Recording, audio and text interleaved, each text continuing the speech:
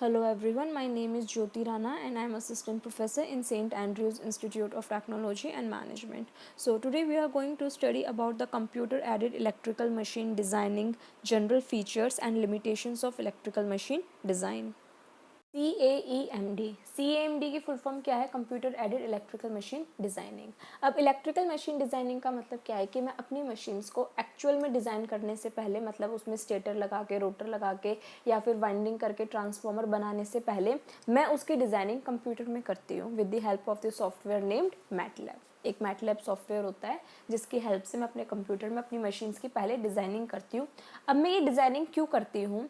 इस डिज़ाइनिंग से मुझे पता चल जाता है कि मेरी मशीन में अगर मेरे लॉसेस की वैल्यू इंक्रीज़ हो जाएगी तो क्या मेरी मशीन को फॉल्ट हो सकता है, कितनी इफ़िशेंसी मुझे रखनी चाहिए अपनी मशीन की, अगर मशीन का वेट ज़्यादा हो जाएगा तो उसकी स्पीड कितनी डिक्रीज़ होगी, कितना वेट रखना चाहिए कि मेरी मशीन एक एफिशिएंट स्पीड पे रन करे, मैं अपने लॉसेस को कैसे मिनिमम कर सकती हूँ, कौन सी इंसुलेशन मेरी मशीन को ज़्यादा ज़रूरत है। सो इन सब फीचर्स को अगर मैं प्रैक्टिकली कंस्ट्रक्ट करके देखती हूँ तो वहाँ पे एक तो हार्म होने के ज़्यादा केसेस हैं, कॉस्ट ज़्यादा लगेगी, टाइम ज़्यादा लगेगा एक एक्चुअली मशीन को डिज़ाइन करने में। अगर मैं यही काम अपने कंप्यूटर में करके देखती हूँ with the help of MATLAB software, अगर मैं मशीन की डिज़ाइनिंग पहले ही अपने सिस्टम में करके देख लेती हूँ तो मुझे एट वन पॉइंट वहाँ पे मेरी कॉस्ट नहीं लग रही है, जो मेरे फॉल्ट अकर हो रहे हैं वो रियल में फॉल्ट अकर नहीं हो रहे हैं, ठीक है। और उसके अलावा जो इंसुलेशन है, जो उसमें एफिशिएंसी रखनी है, वेट रखना है, स्पीड रखनी है, इसको मैं वेरी कर करके चेक कर सकती हूँ कि मेरी मशीन की बेस्ट कंडीशन क्या हो सकती है और मुझे उसकी रिलेटेड वैल्यूज़ बेस्ट कंडीशन पर क्या रखनी है। सो ये फ़ायदा होता है मशीन्स को पहले कंप्यूटर में डिज़ाइन करने का या computer aided electrical machine designing का। अब ये क्या है कि सबसे पहले क्या है, general features and what are the limitations of electrical machine designing. तो जनरल फीचर्स क्या हैं? The magnetic flux in all electrical machines plays an important role in converting और ट्रांसफरिंग द एनर्जी। ठीक है, अब चाहे वो मेरे जनरेटर है, मोटर है या फिर ट्रांसफार्मर है, हर किसी में ही सबसे पहले वोल्टेज देने के बाद में जब करंट फ्लो करता है तो उसमें एक मैग्नेटिक फ्लक्स प्रोड्यूस होता है। अगर मैग्नेटिक फ्लक्स प्रोड्यूस नहीं होगा तो मेरी मशीन अपना आगे कोई ऑपरेशन परफॉर्म करेगी ही नहीं। सो मैग्नेटिक फ्लक्स जो है वो एक इम्पॉर्टेंट रोल प्ले करता है मशीन में एनर्जी को ट्रांसफ़र करने के लिए या फिर एनर्जी को कन्वर्ट करने के लिए। Field or magnetizing winding of the rotating machines produces the flux, while armature winding supplies is either electrical power or mechanical power. अब दो वाइंडिंग्स होती है मेरी, फील्ड वाइंडिंग और आर्मेचर वाइंडिंग। सो फील्ड वाइंडिंग का काम क्या है कि मैग्नेटाइजिंग वाइंडिंग रोटेटिंग मशीन में फ्लक्स प्रोड्यूस करने के काम आती है वो। फील्ड या मैग्नेटाइजिंग वाइंडिंग क्या काम आती है कि रोटेटिंग मशीन में वो फ्लक्स प्रोड्यूस करने के काम आती है। जो आर्मेचर वाइंडिंग है वो इलेक्ट्रिकल एनर्जी या फिर मैकेनिकल एनर्जी को प्रोड्यूस करने के काम आती है। In case of transformer, primary wing supplies the power demand of the secondary. Transformer में क्या होता है कि जो मेरी प्राइमरी वाइंडिंग काम करती है वो अकॉर्डिंग टू सेकेंडरी वाइंडिंग के डिमांड के अकॉर्डिंग काम करती है। सो जनरल फीचर क्या है इसमें दो चीज़ें हैं, armature winding and field winding, या फिर ट्रांसफॉर्मर की primary winding with respect to the secondary winding. अब ये क्या है कि the basic design of the electrical machine involves the dimensions of the magnetic circuit, electrical circuit, insulation system etcetera, and is carried out by applying analytical equation. अब जो basic design है electrical machine की वो क्या involve करेगी? Magnetic circuit की dimensions, electrical circuit की dimensions, insulation system उसका क्या होना चाहिए, and is carried out by applying the analytical equation. Analytical equation का मतलब क्या है कि हम उसमें वैल्यूज़ को चेंज कर करके देखेंगे कि किस वैल्यू पे मुझे बेस्ट रिजल्ट मिल रहा है। अब a designer is generally confronted with a number of problems for which there may be not one solution but many solution. अब एक डिज़ाइनर जब अपनी मशीन को डिज़ाइन कर रहा होता है सो उसके पास में नंबर ऑफ प्रॉब्लम्स अकर होती है। समटाइम्स अगर उसने मशीन को प्रोटेक्ट करने के लिए इंसुलेशन ज़्यादा प्रोवाइड की तो मशीन का वेट ज़्यादा हो गया, वेट ज़्यादा होने की वजह से मशीन की स्पीड डिक्रीज हो गई। समटाइम्स अगर उसने फ्लक्स की वैल्यू ज़्यादा इंक्रीज की तो रोटेटिंग स्पीड डिक्रीज हो गई। So a designer is generally confronted with number of problems, और जब वो नंबर ऑफ प्रॉब्लम्स फेस करता है तो उसके पास मोर देन वन सॉल्यूशन होता है, बट हर सॉल्यूशन अपने साथ में अपने कुछ ड्रॉबैक्स लेकर आता है। A design should ensure that the products perform in accordance with the requirement at higher efficiency, lower weight of material for the desired output, lower temperature rise and lower cost. अब जो designer कर रहा है, जो मैंने बताया कि एक सॉल्यूशन के साथ में वो नंबर ऑफ प्रॉब्लम्स को लेके आता है, वो प्रॉब्लम्स क्या हो सकती है कि उसको अपनी मशीन इस अकॉर्डिंग्स में डिज़ाइन करनी है कि मशीन की जो इफ़िशियंसी हो वो हाई हो, लो वेट हो with the desired output, temperature rise उसमें कम हो और लोअर कॉस्ट लगे, मतलब उसकी जो कॉस्ट हो वो मशीन की कम लगे, उसमें जो टेम्परेचर राइज जो वो हीट रिलीज़ करे वो भी कम अमाउंट में करे, मशीन का वेट कम हो जिसकी वजह से वो डिज़ायर्ड आउटपुट हाईली इफ़िशिएंट वे में दे सके और मशीन हाई स्पीड पे रन कर सके और उसकी जो इफ़िशियंसी है वो हायर हो.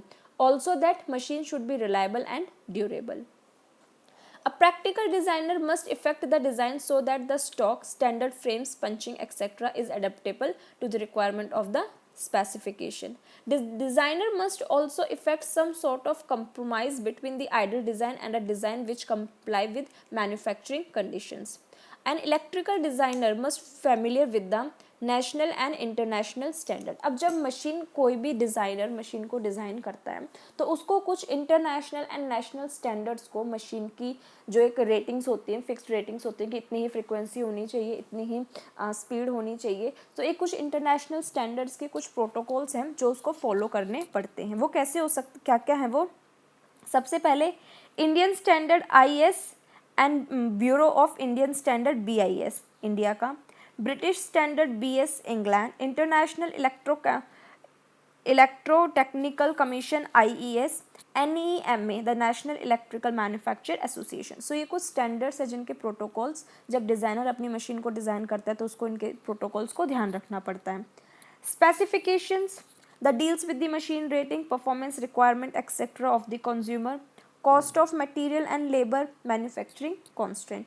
अब जब डिज़ाइनर मशीन को डिज़ाइन करता है तो उसको किस किस चीज़ का ध्यान रखना पड़ता है? उसको इंटरनेशनल स्टैंडर्ड प्रोटोकॉल्स का ध्यान रखना पड़ता है कि जो वो मशीन को डिज़ाइन करना है वो इन स्टैंडर्ड्स को फॉलो करे. स्पेसिफिकेशन जो उसकी रेटिंग्स हों, that deals with the machine ratings and performance requirement. Cost of material and labour, अगर वो किसी मशीन को डिज़ाइन कर रहा है तो सबसे बड़ी चीज़ है कि उस डिज़ाइनिंग की, जब उसको प्रैक्टिकली डिज़ाइन किया जाएगा तो उस मशीन की कॉस्ट क्या होगी. So cost must be minimum. And labour मतलब क्या है? Man power. मशीन को डिज़ाइन करने के लिए मुझे कितनी मैन पावर की ज़रूरत पड़ेगी. मैन्युफैक्चरिंग कॉन्स्टेंट्स का मतलब है कि क्या क्या इक्विपमेंट्स उसको चाहिए उस मशीन को डिज़ाइन करने के लिए. सो इन सब चीज़ों को ध्यान में रखते हुए जब एक कंप्यूटर डिज़ाइनर, एक मशीन डिज़ाइनर अपनी मशीन को डिज़ाइन करता है सॉफ्टवेयर की हेल्प से, तो उसको प्रैक्टिकली डिज़ाइन करने वाले फीचर्स को अपने दिमाग में रखना पड़ता है. मैं पॉइंट दोबारा से रिपीट करती हूँ. अगर प्रैक्टिकली मशीन को डिज़ाइन करते हैं तो डिज़ाइनर को ये सब चीज़ें एक रेटेड वैल्यू में उसके पास ये सारे कंपोनेंट्स होते हैं. अब ये सारे रेटेड कंपोनेंट्स कौन डिज़ाइन करके देता है उसको? कंप्यूटर डिज़ाइनर, जो कंप्यूटर पे अपनी मशीन को डिज़ाइन करके उसके पास में लेआउट भेजेगा कि ये लेआउट है, ये स्पेसिफिकेशंस हैं, तो उसको ये सब पॉइंट्स अपने माइंड में रखने पड़ते हैं कि जब प्रैक्टिकली मशीन को डिज़ाइन किया जाए तो इन सब चीज़ों को फॉलो किया जा सके, दोबारा इस पे काम ना करना पड़े. सो सबसे पहले है factors for consideration in electrical machine design. अब जब इलेक्ट्रिकल मशीन को डिज़ाइन करते हैं तो क्या क्या फैक्टर्स को ध्यान रखना चाहिए? सबसे पहले मैग्नेटिक सर्किट और the flux path. Magnetic circuit और फ्लक्स पाथ क्या है? Should establish required amount of flux using minimum MMF. Magnetic force जो लग रही है वो मिनिमम होनी चाहिए और उसके साथ में अमाउंट ऑफ फ्लक्स जो है वो मैक्सिमम अमाउंट में इस्टेब्लिश होना चाहिए. इलेक्ट्रिकल सर्किट और वाइंडिंग. अब इलेक्ट्रिकल सर्किट और वाइंडिंग का मतलब क्या है कि इधर मेरा ट्रांसफार्मर है या मेरी रोटेटिंग मशीन है, तो उसमें जब मैं वाइंडिंग करती हूँ, जब मैं कॉपर कंडक्टर यूज़ करती हूँ, कोई भी करंट कैरिंग कंडक्टर यूज़ करती हूँ, चाहे वो कॉपर है चाहे कुछ और भी है, so should ensure that EMF is produced with no complexity in winding arrangement, और जो उसमें लॉसेज हो वो भी क्या हो? लेस हो. Insulation should ensure trouble-free separation of machine parts operating at different potential and confine the current in the prescribed paths. Insulation का मतलब क्या है कि जब इंसुलेशन हो तो मशीन पार्ट्स को सेपरेटली, हर मशीन पार्ट को सेपरेट इंसुलेशन दी जाए ताकि अगर किसी में फॉल्ट अगर हो भी तो वो फॉल्ट दूसरे पार्ट्स को अफेक्ट ना करे. कूलिंग सिस्टम और ventilation should ensure that the machine operates at specified temperature. Machine parts should be robust. So in factors को ध्यान पे रखते हुए किसी मशीन को डिज़ाइन किया जाता है. The art of successful design lies not only in resolving the conflict for space between iron, copper, insulation and coolant, but also in optimizing of cost of manufacturing and operating and maintenance charge. अब ये क्या है कि जो successful design है वो सिर्फ ये नहीं होती है कि conflict for space, iron cost, copper या इंसुलेशन या कूलेंट की प्राइस को डिक्रीज़ कर दिया जाए, ये सब फीचर्स उसको प्रोवाइड कर दी जाए. इसके अलावा भी होती है कि optimization of cost of manufacturing की कॉस्ट कम हो, ऑपरेटिंग कॉस्ट कम हो एंड जो उसके मेंटेनेंस चार्जेस हैं उसको भी मशीन को इस तरीके से इंसुलेट किया जाए कि आगे जाके जब उसकी मेंटेनेंस का टाइम आए तो वहाँ पे मेंटेनेंस कम हो, मेंटेनेंस कॉस्ट का जो प्राइस हो वो चीप हो. The factors apart from the above that requires consideration are limitation in design, customers need. Limitation in design की हर मशीन अपने स्पेसिफिक फीचर्स पे काम करती है, तो जो उसकी लिमिटेशन होती है मशीन की कि उसमें हमें कोई ऐसा फीचर यूज़ नहीं करना है जो कि मशीन की वर्किंग को इफ़ेक्ट कर सके. लिमिटेशन इन डिज़ाइन, हम एक मशीन को एक रेटेड वैल्यू तक ही डिज़ाइन कर सकते हैं. कस्टमर नीड, सबसे बड़ी चीज़ कि कोई भी मशीन को डिज़ाइन करने से पहले कस्टमर की नीड, कि कस्टमर अपनी मशीन में क्या रिक्वायरमेंट चाहता है, उसकी मशीन किस अकॉर्डिंग काम करे, उसको हाई स्पीड मशीन चाहिए, लो स्पीड मशीन चाहिए, उसको बेसिकली उसको किस ऑपरेशन के लिए मशीन चाहिए, सो उसके अकॉर्डिंग मशीन को डिज़ाइन किया जाता है. National and international standard, convenience in the production line and transportation, maintenance and repair and environmental condition. Environmental condition क्यों मैटर करती है? क्योंकि अगर मैं अपनी मशीन को इस तरीके से डिज़ाइन नहीं करूँगी कि वो इन्वायरमेंटल कंडीशंस को फेस कर सके, बिकॉज आई डोंट नो कि जो यूज़र है वो मशीन को ओपन सरफेस में यूज़ करने वाला है या इनर सरफेस में यूज़ करने वाला है. मशीन है वो वेदर कंडीशन से इफ़ेक्ट होगी या फिर मॉइस्चर या इन्वायरमेंटल कंडीशन से इफेक्ट होगी. सो इन्वायरमेंटल कंडीशन एक बड़ा फीचर है मशीन को डिज़ाइन करते समय जो कि ध्यान में रखा जाता है कि जो मशीन की आउटर पार्ट हो या मशीन के जो पार्ट्स हैं वो उसकी जो मेंटेनेंस है उसको वो लो कर सके ड्यूरिंग वेदर कंडीशन, जब खराब हो या फिर कोई भी इन्वायरमेंटल फॉल्ट हो उस टाइम पर. लिमिटेशंस इन डिज़ाइन. सो लिमिटेशंस इन डिज़ाइन क्या है? The material used for the machine and others such as cooling etc. imposes a limitation in design. The limitations stem from saturation of iron, current density in conductors, temperature, insulation, mechanical properties, efficiency, power factor etc. अब limitations in design क्या हो सकती है? Saturation क्या है?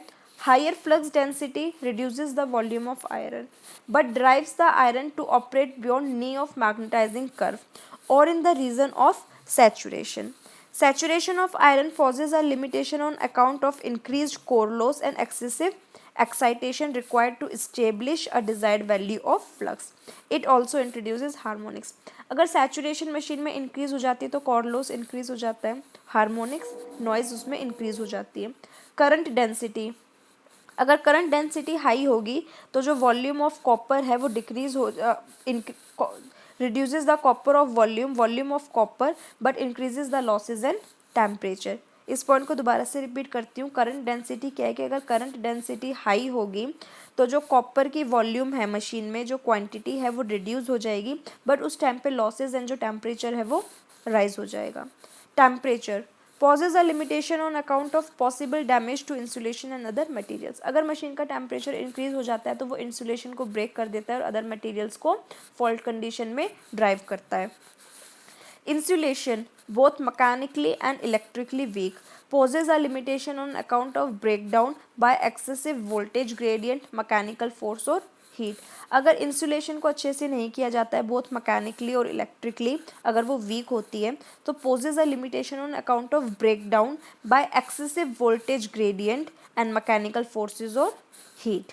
सो design mechanical जब machine को electrically design किया जाता है तो उसमें क्या लिमिटेशंस होती है, सैचुरेशन, अगर सैचुरेशन इंक्रीज़ होगा तो कोर लॉस इंक्रीज़ हो जाएगा, अगर करंट डेंसिटी इंक्रीज़ होगी तो कॉपर लॉस मशीन में इंक्रीज़ हो जाएंगे, अगर टेम्परेचर की वैल्यू इंक्रीज़ होगी तो मशीन की इंसुलेशन ब्रेक हो जाएगी और उसमें अदर फॉल्ट्स मशीन के पार्ट्स को इफ़ेक्ट कर सकते हैं। इंसुलेशन, अगर इंसुलेशन मैकेनिकली या फिर इलेक्ट्रिकली मशीन की वीक होगी सो वो मशीन को ब्रेक डाउन कर सकती है by excessive voltage gradient, mechanical forces और हीट की वजह से। सो आई होप आप लोगों को general features of electrical machine designing और उसमें क्या क्या लिमिटेशंस होती हैं वो समझ में आया होगा। And still if you have any doubts regarding this topic then please ask me. Thank you.